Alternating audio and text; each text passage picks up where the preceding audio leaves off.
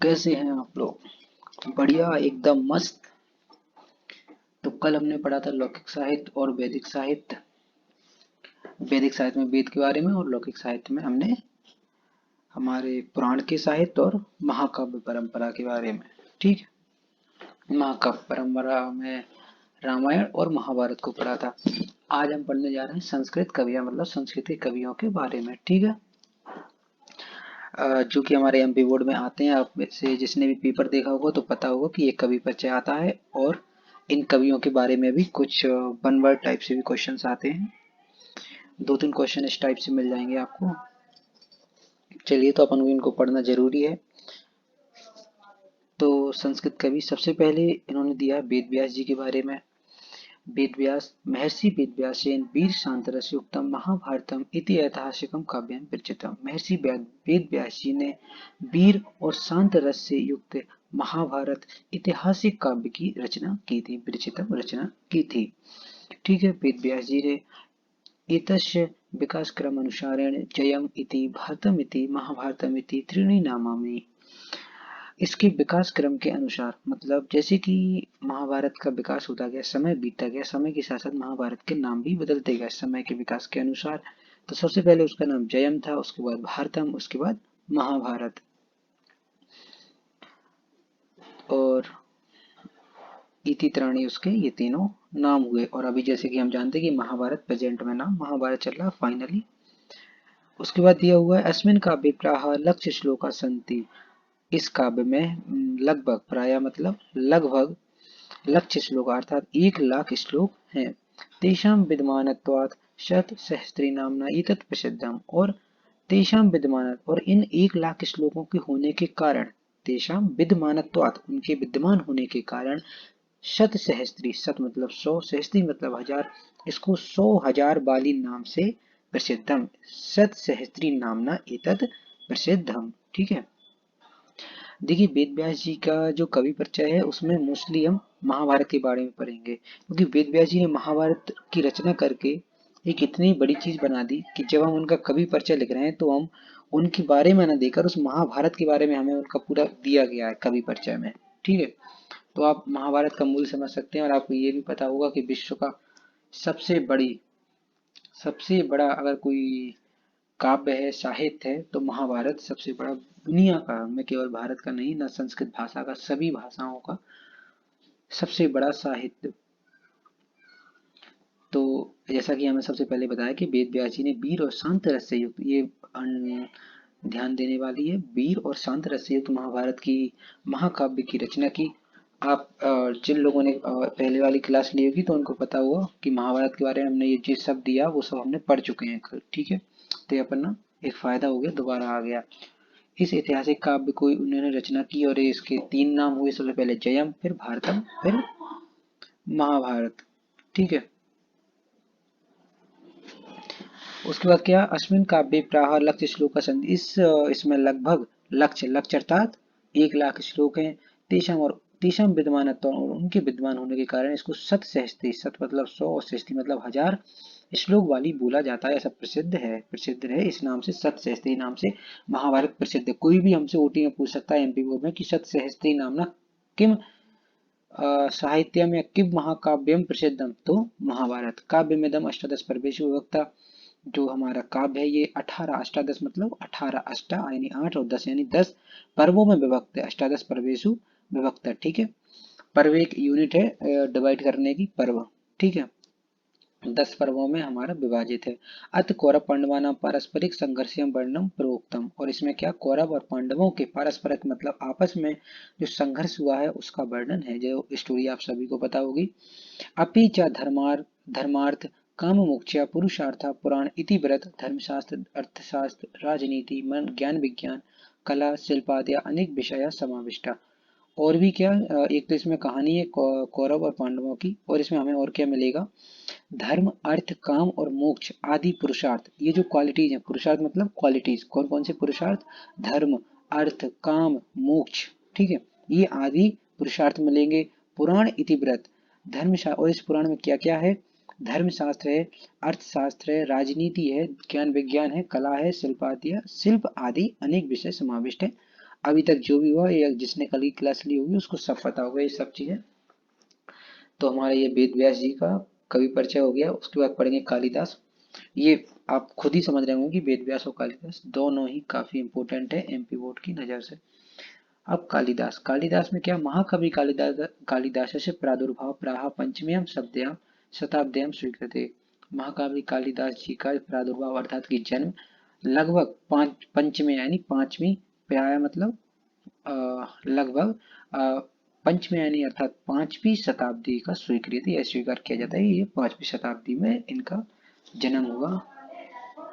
कालिदासः द्वि महाकाव्ये त्रीणि नाटकानि द्वि खंडकाव्ये च अरचयत। कालिदास जी ने क्या, दो महाकाव्य को, तीन नाटकों को और दो खंडकाव्यों की रचना की। ठीक है, कालिदास ने दो महाकाव्य, तीन नाटक और दो महाकाव्य की रचना की है। ठीक है, अरचयत।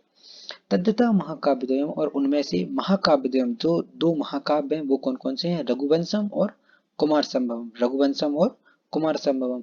नाटकानि, और नाटक कौन कौन से हैं, तीन, अभिज्ञान शाकुंतल, मालविका अग्निमित्रम, विक्रमोर्वशीयम। ठीक है, तीन नाटक, ये आप याद कर लीजिए अच्छे से कि दो महाकाव्य, दो खंडकाव्य और तीन नाटक, दो महाकाव्य, दो खंडकाव्य और तीन नाटक। दो जो महाकाव्य हैं उनके नाम है रघुवंशम और कुमार संभवम। क्या, रघुवंशम और कुमार संभवम। तीन नाटक कौन कौन से हैं, तो अभिज्ञान शाकुंतला, मालविका अग्निमित्रम और विक्रमोर्वशीयम। और दो खंडकाव्य भी है, तो खंडकाव्य का नाम है ऋतुसंहारम और मेघदूतम। ठीक है, कालिदास रचना शैली वैदर्भी अस्ति। कालिदास की जो रचना शैली है वो क्या है, वैदर्भी, अर्थात वो अपने युग की जो रचनाएं थी वो किस शैली में थी, तो वैदर्भी शैली में थी। ठीक है, यह है। तो भाषा लावण्यमयी सरला बाज थी, और उनकी जो भाषा थी वो लावण्यमयी थी और सरल थी। ठीक है, सरल और लावण्यमयी भाषा का उन्होंने उपयोग किया। रघुवंश महाकाव्य, रघुवंश से राज्ञ वर्णन, जो रघुवंश महाकाव्य उनका, उसमें रघुवंशी राजाओं का वर्णन है। ठीक है, रघुवंशी राजाओं का मतलब कि हमारे श्री राम, पुरुषोत्तम श्री राम जी का भी वर्णन होगा क्योंकि वो भी रघुवंशी थे। कुमार संभवम महाकाव्ये शिव पार्वत्योः विवाह वर्णनम तयोः पुत्रेण तारकासुरस्य वधः इति वृत्तान्तं परिणीतम् अस्ति। ठीक है, जो कुमार संभव महाकाव्य था, कुमार संभव महाकाव्य था, उसमें क्या था, शिव और पार्वती जी का, शिव और पार्वती जी के विवाह का वर्णन है। ठीक है, और क्या है, तयो पुत्रेण, उनके पुत्र के द्वारा, तयो पुत्र, उनके पुत्र के द्वारा जो तारकासुर का वध किया गया है, इति वृत्तांतम, ये यही जो कहानी थी, पूरी जो वृत्तांत था, वर्णितम अस्ति, उसका भी वर्णन किया गया है। अस्य सर्वाणि नाटकानि श्रृंगार रस युक्तानि सन्ति, और ये जो सारे नाटक हैं वो क्या, श्रृंगार रस में बनाए गए हैं। ठीक है, ये आपको ध्यान देने की बात है कि अभी हमने पढ़ा था क्या, ऊपर वेद व्यास जी का महाभारत, जिसमें कि वीर और शांत रस हैं, और जो कि कालिदास जी ने ये जो हमारे महाकाव्य बनाए हैं, कुमार संभवम हो या वो रघुवंशम हो जिसमें कि रघुवंशी राजाओं के बारे में दिया गया, कुमार संभवम जिसमें कि पार्वती जी और शंकर जी की शादी और उनके पुत्र द्वारा तारकासुर के वध के बारे में बताया गया है, पूरा वृतांत है, वर्णन है, तो वो सब किसमें है, श्रृंगार रस में है। किसमें, श्रृंगार रस में है। ठीक है, कालिदास जी एक श्रृंगार रस के कवि थे, जबकि वेद व्यास जी वीर और शांत रस के कवि थे। मेघदूत से कथा वस्तु कवि कल्पितम अस्ति, और जो मेघदूत की कथा वस्तु है, जैसे कि आप पूछेंगे मेघदूत किस बारे में था, तो मेघदूत की उनकी कवि कल्पित थी, अर्थात की जो कालिदास जी हैं उनने खुद ने बनाई हुई थी। दूत की जो कथा वस्तु थी वो कवि कल्पित थी, अर्थात कि कवि की खुद की बनाई हुई थी। कल्पित यानी बनाना, तो उन्हें कवि ने खुद ने बनाई हुई थी।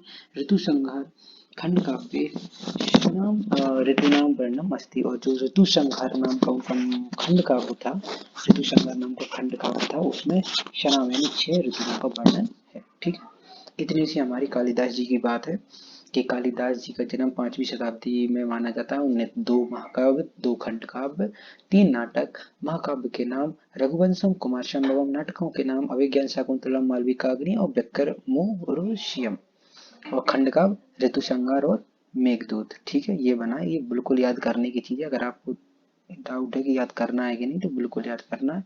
कालिदास से रचना शैली वैदर्भी, रचना शैली कौन सी थी, वैदर्भी शैली थी। ठीक है, सरल लावण्य थी, और रघुवंश महाकाव्य में रघुवंशी राजाओं के बारे में, कुमार संभवम में पार्वती जी और शंकर जी की शादी, उनके बेटे द्वारा तारकासुर का वध। ठीक है। और श्रृंगार रस वाले थे। मेघदूत की कथा वस्तु कवि के द्वारा बनाई गई है और ऋतु श्रृंगार में 6 ऋतुओं के बारे में बताया गया है। चलिए अब हम पढ़ेंगे पंडित राज जगन्नाथ। अभी हमने पढ़ा वेद व्यास जी के बारे में जिन्होंने महाभारत बताई, उसके बाद कालिदास जी के बारे में जिन्होंने ऋतु संहार खंड काव्य बनाया, और भी उन्होंने 2 महाकाव्य, 2 खंड का व 3 नाटक बनाए। अब पढ़ेंगे पंडित राज जगन्नाथ जी के बारे में। ये भी एमपी बोर्ड में आता रहे हैं। तो पंडित राज जगन्नाथ संस्कृतस्य परिवर्ती काव्य शास्त्रेषु जगन्नाथ महत्वपूर्ण आचार्य है। संस्कृत में परिवर्ती काव्य शास्त्र में, परिवर्ती काव्य, किस काव्य शास्त्र में? परिवर्ती काव्य शास्त्र में जगन्नाथ जी एक महत्वपूर्ण आचार्य रहे हैं। क्या महत्वपूर्ण आचार्य हैं? ऐसा न केवलम काव्य शास्त्री अपितु उत्कृष्ट महाकवि वर्तते। वह न केवल एक काव्य शास्त्री थे, न केवल एक वो काव्य शास्त्री थे, अपितु बल्कि एक उत्कृष्ट अर्थात श्रेष्ठ महाकवि भी थे। वर्तन्ते यानी ऐसा बोला जाता है, ऐसे वो है। अनेन विरचितानि अनेकानि काव्यानि प्रसिद्धानि सन्ति। उनके द्वारा बनाए गए, विरचितानि अर्थात बनाए गए, अनेक काव्य प्रसिद्धानि सन्ति अर्थात की प्रसिद्ध हैं। तद्यथा उनमें से, जो उनके प्रसिद्ध उनमें से कुछ है, गंगा लहरी, यमुना लहरी, भामिनी विलासा इत्यादि। ठीक है। काव्य शास्त्रम अधिकृत्य असौ रस गंगाधरम इति प्रसिद्धम ग्रंथम रचितवान। क्या है? काव्य शास्त्र को अधिकृत करके, मतलब काव्य शास्त्र का उपयोग करके, उसको ग्रहण करके, उसको बेस बनाकर उन्होंने क्या किया? रस गंगाधर इस प्रसिद्ध ग्रंथ की उन्होंने रचना की। रस गंगाधरम। ठीक है। तो पंडित राज जगन्नाथ जी के एक प्रसिद्ध अपन को ग्रंथ के बारे में पता चला, रस गंगाधरम। अस्य समय ईस्वीय सप्तदश शताब्दी अस्ति। और इनका जो टाइम पीरियड था, जो समय था, वो क्या था? सप्तदश अर्थात 17वीं शताब्दी थी, है। अब पढ़ेंगे महाकवि भारवी जी के बारे में। पहले पढ़ा हमने वेद व्यास जी के बारे में, फिर हमने पढ़ा कालिदास जी के बारे में, फिर हमने पढ़ा पंडित राज जगन्नाथ जी के बारे में। वेद व्यास जी ने महाभारत लिखी, ठीक है, जिनके 3 नाम रहे महाभारत के, जयम, भारत और महाभारतम। जयम भारतम और महाभारतम। ठीक है। या महाकवि भारवी जी के बारे में पढ़ते हैं। महाकवि भारवी जी, तो भारवी महाकविना अष्टादश सर्गात्मकस्य किरातार्जुनीय खयस्य महाकाव्यस्य रचना कृता। भारवी महाकवि जी ने अष्टादश सर्गात्मक मतलब 18 सर्गों के साथ किरातार्जुनी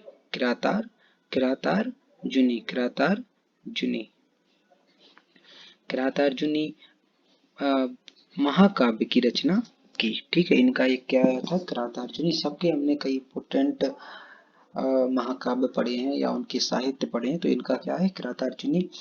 इस महाकाव्य अस्मिन् शिव समाराधनार्थं तपस्यतः किरातवेषेण साक्षात् भगवता शिवेन सह युद्धतो अर्जुनस्य महाभारतीय कथा वर्णिता। तो इसमें क्या है? जो इस महाकाव्य में शिव की आराधना के लिए जो तपस्यारत थे किरातवेशी साक्षात भगवान शिव जी, आप समझ रहे होंगे। इस महाकाव्य में शिव समाधानार्थम तपस्या अर्थात तपस्या में अर्थ के साथ लगे हुए पूरे किरात के बेस में साक्षात भगवान शिव जी। देखिए, आपको अगर पता हो तो महाभारत की स्टोरी में जब शंकर जी एक बार उनको, अर्जुन जी को कोई एक अस्त्र प्रदान करने वाले थे, लेकिन उन्होंने उससे उनके पहले परीक्षा लेने के लिए एक किरात के बेस में वो आए, किरात बेसेन, और तपस्या करने लगे। तपस्वी के बेस में साक्षात भगवान शिव जी सह युद्ध तो अर्जुन से महाभारतीय कथा वर्णिता। ठीक है। साक्षात भगवान शिव जी के साथ युद्ध अर्जुन का महाभारत में हुआ, उसकी कथा वर्णित है। किसमें? किरातार्जुनी में। श्री शब्देन समारब्धस्य महाकाव्यस्य या यस्य प्रत्येक सर्गान्ते श्लोके लक्ष्मी शब्दों अनुप्रयुज्यते। श्री शब्देन समारबध्यम अर्थात श्री शब्द से समारबध्यस्य शुरू हुआ महाकाव्य, ये का महाकाव्य अश्य, यह महाकाव्य प्रत्येक सर्गान्ते श्लोक है, उसके प्रत्येक हर सर्ग के अंत के श्लोक में लक्ष्मी शब्दों अनुप्रयुज्यते अर्थात लक्ष्मी शब्द का उपयोग किया गया है। महाकबीर भारवे विषये तदीयां विशिष्टां विशेषतां वर्णयन्ति भारतेर्थ गौरवम इति सूक्ति प्रसिद्धा। देखिए महाकवि भारवी का जो विषय, जो उनका मेन क्राइटेरिया है, जो उनकी मेन क्वालिटी है, वो जो उनका साहित्य जिसमें वो सबसे अच्छा लिखते हैं, उस विषय तदीयाम विषय विशिष्टाम विशेषता, उनकी विशिष्ट विशेषता है जिसमें वर्णयंती भारतीर्थ गौरवम इति सूक्ति प्रसिद्ध है। उन्होंने अपनी उस विशिष्ट विशेषता में का वर्णन करते हुए क्या लिखा है, भारतीर्थ गौरवम, क्या भारतीर्थ गौरवम, यही सूक्ति उनकी प्रसिद्ध है। महाकवि भारवे विषय तदीयम विशिष्ट नाम विशेषता वर्णयन्ति भारतीर्थ गौरवम इति सूक्ति प्रसिद्धा। भारतीर्थ गौरव जो उनका सूक्ति है, इस सूक्ति जो प्रसिद्ध सूक्ति है, इसमें उनकी विशिष्ट विशेषता का वर्णन हमको दिख जाएगा, मिल जाएगा। चलिए अब हम पढ़ेंगे भाषा के बारे में। किसके? महाकवि भाषा के बारे में। अभी हमने वेद व्यास जी, कालिदास जी, पंडित राज जगन्नाथ जी और महाकवि भारवी के बारे में पढ़ा। ठीक है, वेद व्यास जी के बारे में मोस्टली महाभारत के बारे में लिखा हुआ था। ठीक है, कालिदास जी के बारे में उनके 2 महाकाव्य, 2 खंड का और 3 श्लोक, 3 नाटकों के बारे में लिखा हुआ था। उसके बाद पंडित राज जगन्नाथ जी के बारे में पढ़ा हमने। ठीक है, जिनकी अनेक काव्यों के बारे में दिया हुआ था और एक महाकवि थे, ये लिखा हुआ था। उसके बाद हमने पढ़ा महाकवि भारवी के बारे में, जिनका किरातार्जुनी आपको अभी पढ़ा हमने। किरातार्जुनी, इसमें अर्जुन जी और शंकर जी के बीच युद्ध के बारे में जिसका पूरा वृतांत लिखा हुआ है। ठीक है, उसके बाद हमने एक ये पढ़ा था भारतीर्थ गौरवम नाम का उनका प्रसिद्ध सूक्ति पढ़ी थी, जिसमें कि उनकी विशिष्ट विशेषता का वर्णन मिलता है। किसकी? महाकवि भारवी की। अब हम पढ़ेंगे भाषा। महाकवि भाषा, ये क्या है, नाटककार थे, जो कि हमारे पहले संस्कृत के पहले नाटककार। तो संस्कृत साहित्य महाकवि भाषा जाजल्यमान मणि इव प्रकाश। क्या बोल रहे हैं? संस्कृत साहित्य में जो महाकवि भास थे, संस्कृत महाकाव्य में महाकवि भास थे, वो जाजल्यमान मणि अर्थात जाजल्यमान मणि की तरह प्रकाशित हैं। जाजल मतलब जलती हुई मणि के समान संस्कृत साहित्य में प्रकाशित है। इतने इनके अच्छे साहित्य रहे होंगे संस्कृत के कि ये जलती हुई मणि के समान प्रकाशित होते हैं जब भी संस्कृत साहित्य की बात होती है।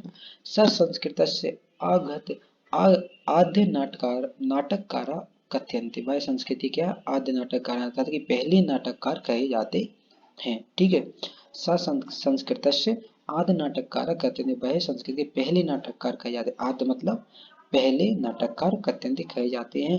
तेन विरचितानि दूत वाक्यम कर्णभारम दूत घटोत्कचम मध्य वियोगः पंचरात्रम उरुभंगम अभिषेक नाटकम बालचरितम प्रतिमा नाटकम प्रतिज्ञा योगंड धरायणम स्वप्न वास दत्तम को आप थोड़ा अच्छे से देखिए। स्वप्न वास दत्तम अभिमार्कम चारु दत्तम इत्यादि त्रयोदशः नाटकानि प्रसिद्ध हैं और उनके 13 नाटक दिए हैं। देखिए भाष्य, एक तो बहुत इंपोर्टेंट बात हमको अभी पता चल रही है कि वो पहले संस्कृत के पहले नाटककार थे। ठीक है, और उनको क्या कहा जाता है? जाजल्य मणि कहा जाता है। ठीक है, उनके द्वारा बनाए गए, उन्होंने अपन को 10 नाटक बताए हैं, प्रसिद्ध नाटक। और उन नाटकों में स्वप्न वासव दत्तम नाम का जो नाटक है वो बहुत अति प्रसिद्ध है। ठीक है, नाटके अस्मिनः कवे नाट्यकलाया उत्कृष्ट दृष्टि।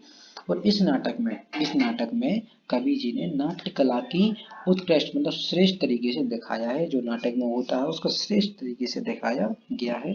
तो भास जी पहले नाटककार संस्कृत साहित्य के, उन्होंने ये जो उनके 13 नाटकों के नाम दिए हैं वो स्वप्न वास दत्तम जो उनका बेस्ट अच्छे तरीके से नाट्य कला का उत्कृष्टता दृश्य थी। उसके बाद अब हम पढ़ेंगे अश्वघोष जी के बारे में।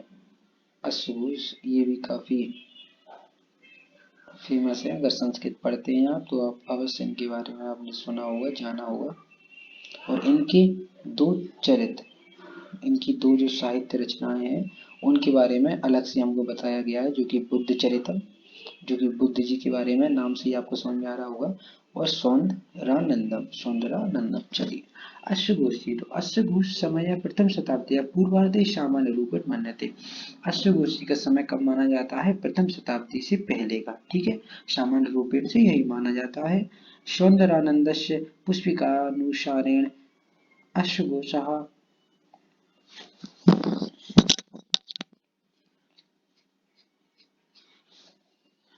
देखिए सौंदरानंद की पुष्पिका के अनुसार, सौंदरानंद की पुष्पिका के अनुसार अश्वघोष जी तो जो थे वो अयोध्या के वासी आसित यानी थे, ठीक है। सौंदरानंदस्य पुष्पिकानुसारेण अश्वघोषा अयोध्यावासी आसित। स सुवर्णाक्षी पुत्र आसित, भाई सुवर्णाक्षी के पुत्र थे, सुवर्णाक्षी के, ठीक है, कैसे सुवर्णाक्षी के पुत्र थे।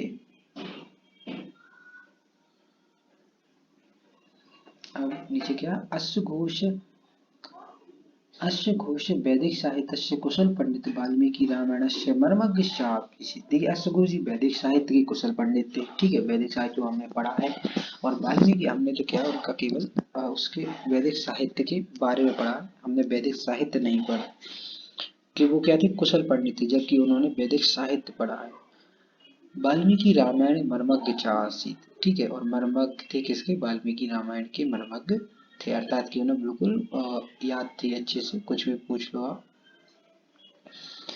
अश्वघोषस्य साहित्य की रचना मुख्यतः अधुलिखता ने, और अश्वघोष जी की जो मुख्य रचनाएं थी उनके बारे में उन्होंने अपन को डिटेल में बताया है।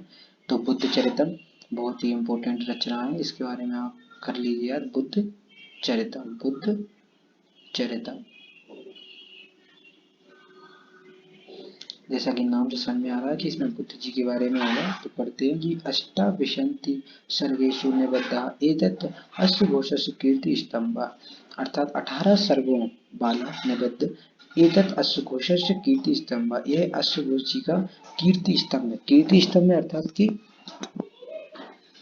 ये उनके लिए एक तरीके से सबसे, जब इन्होंने ये बुद्ध चरितम लिख दिया तो उनकी इतनी कीर्ति हो गई कि इसको उनका कीर्ति स्तंभ बोलने लगे, कि जिसकी वजह से इनकी बहुत कीर्ति हुई, ठीक है।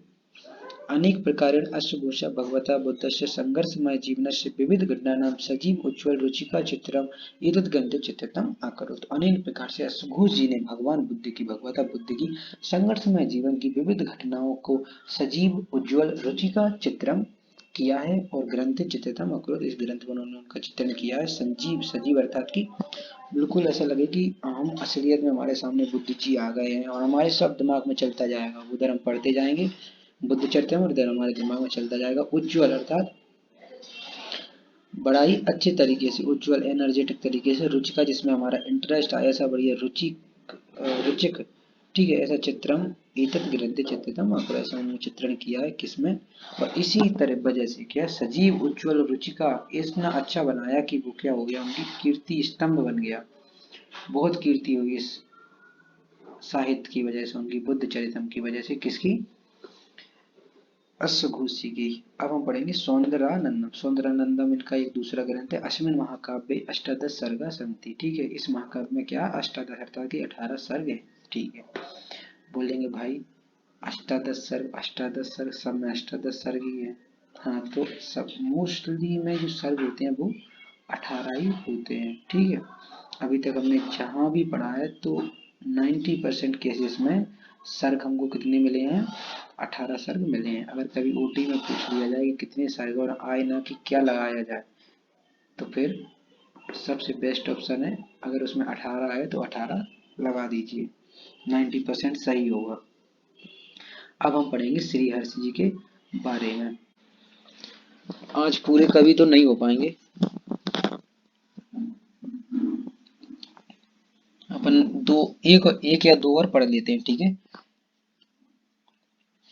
श्रीहर्ष, अब जो श्रीहर्ष कौन थे, श्रीहर्ष द्वादश शताब्दा उत्तरार्धे अभवत। इनका अर्थ समझ लो आप, फिर आप गाइड में से देख के कौन कौन से इंपॉर्टेंट है उनको याद कर लेना। अभी इतना है कि पढ़ना जरूरी है, बीच में से क्वेश्चन आएंगे और अर्थ समझ में आ जाएगा, जिससे कि याद करने में आसानी हो। ठीक है। श्रीहर्ष कौन थे? श्रीहर्ष ने द्वादश शताब्दी उत्तरार्ध अवध, मतलब उनका क्या, श्रीहर्ष जी का 12वीं शताब्दी, द्वादश शताब्दी के उत्तरार्ध यानी बाद में अभवत, उनके 12वीं शताब्दी के बाद उनका जन्म माना जाता है। उसके 12वीं शताब्दी के बाद वो आए। कविवरा कान्यकुब्ज नरेशस्य जयचंद्रस्य सभा पंडिता आसीत।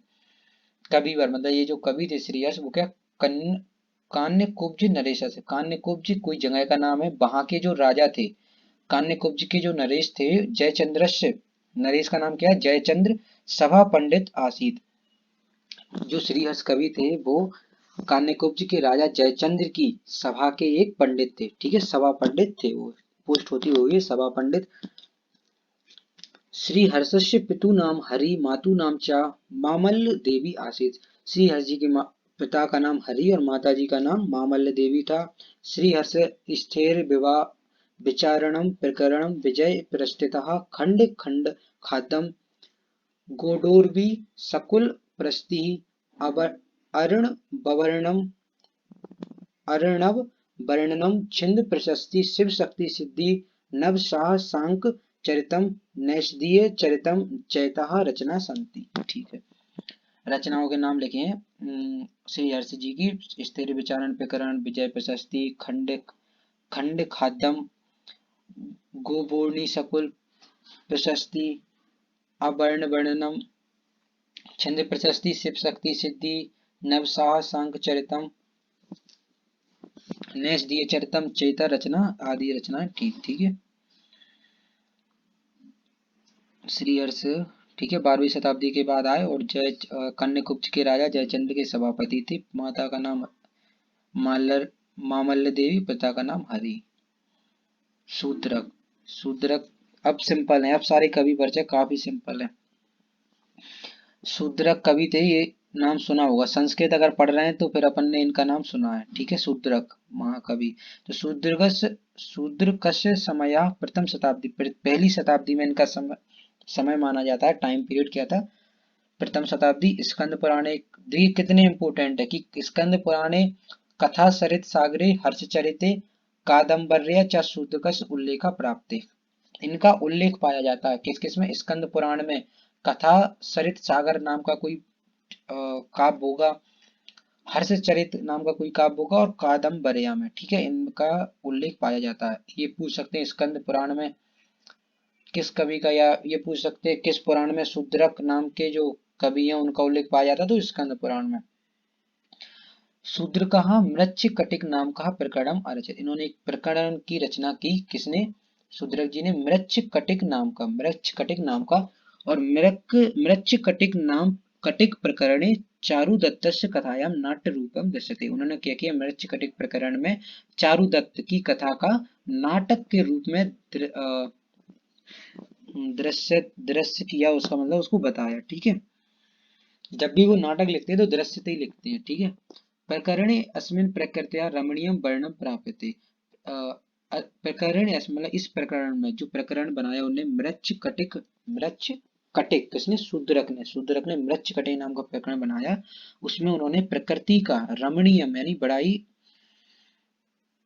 रमणीयम यानी मन को भाने वाला वर्णन किया। ठीक है, पाया जाता है उसमें बढ़िया प्रकृति का बढ़िया मन को भाने वाला वर्णन पाया जाता है।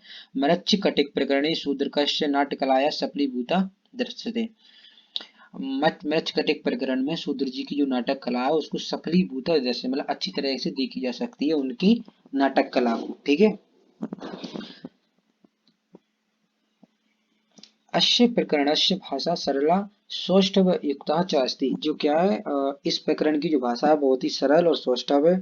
ठीक है, कैसी है, सरल और सौष्ठव।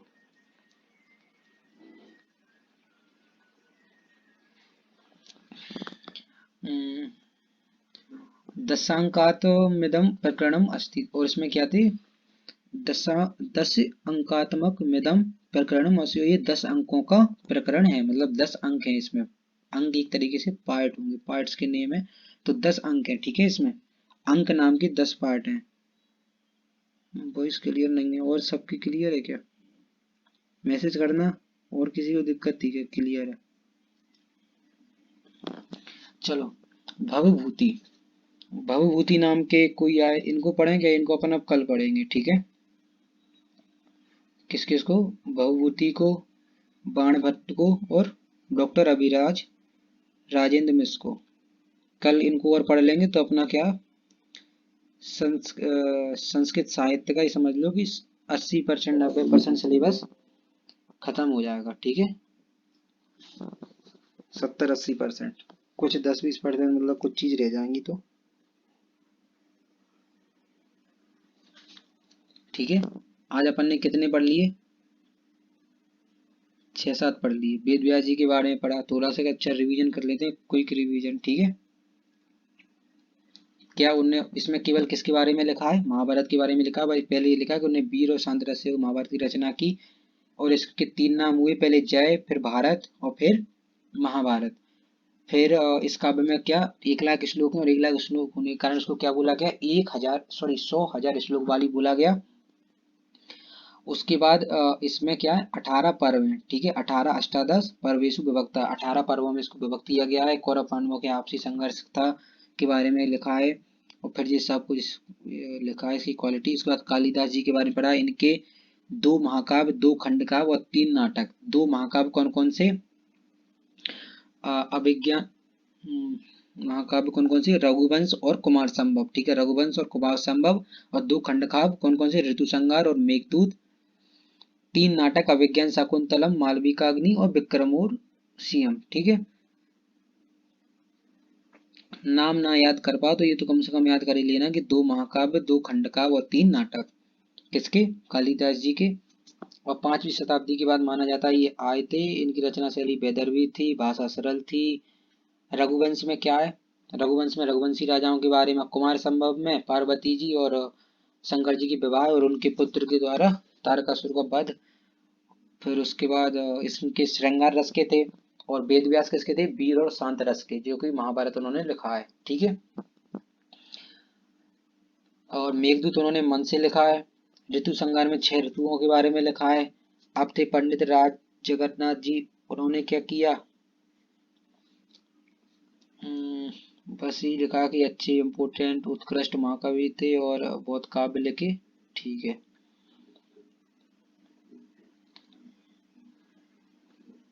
उसके बाद महाकवि भारवी के बारे में पढ़ा इन्होंने। इन्होंने इनका एक ये इम्पोर्टेंट वो है,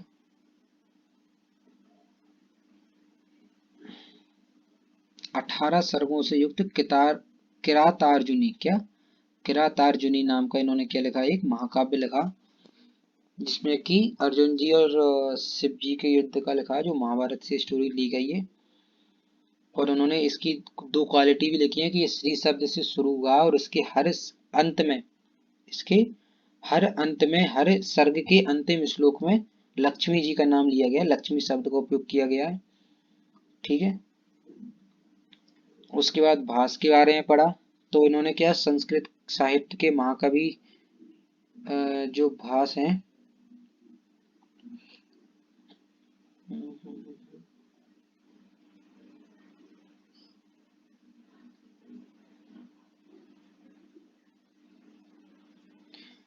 दिख रहा है क्या आपको?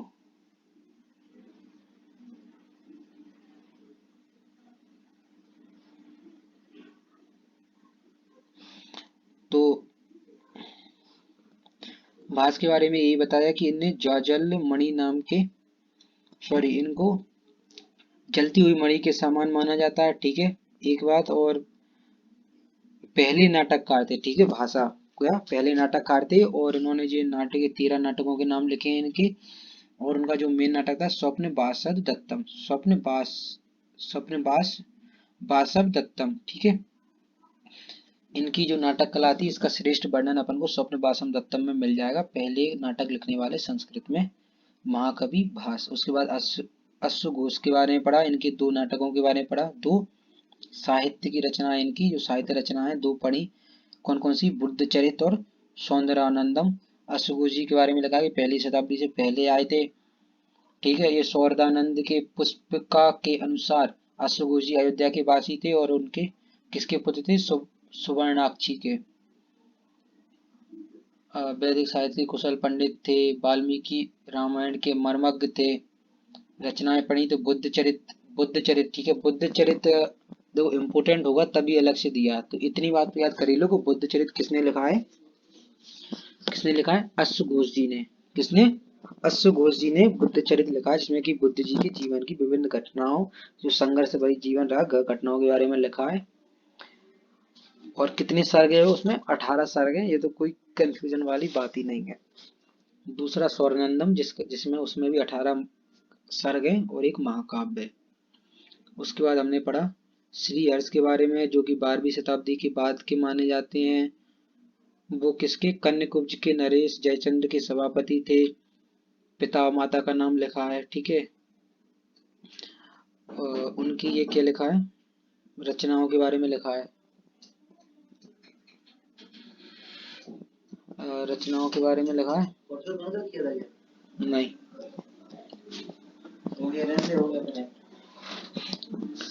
रचनाओं के बारे में लिखा है। उसके बाद अपन ने शूद्रक जी के बारे में पढ़ा। शूद्रक एक काफी इम्पोर्टेंट है, ये प्रथम शताब्दी के माने जाते हैं।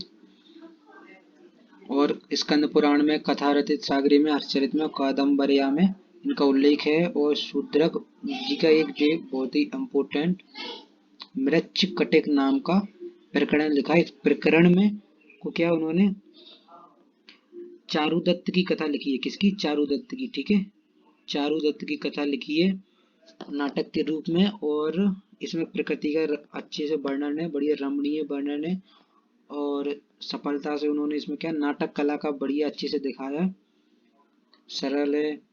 और इसमें 10 अंक है, ठीक है। मृच्छकटिक किसने लिखा, शूद्र जी ने लिखा, मृच्छकटिक नाम का प्रकरण, जिस प्रकरण में उन्होंने चारुदत्त की कथा लिखी है नाटक के रूप में।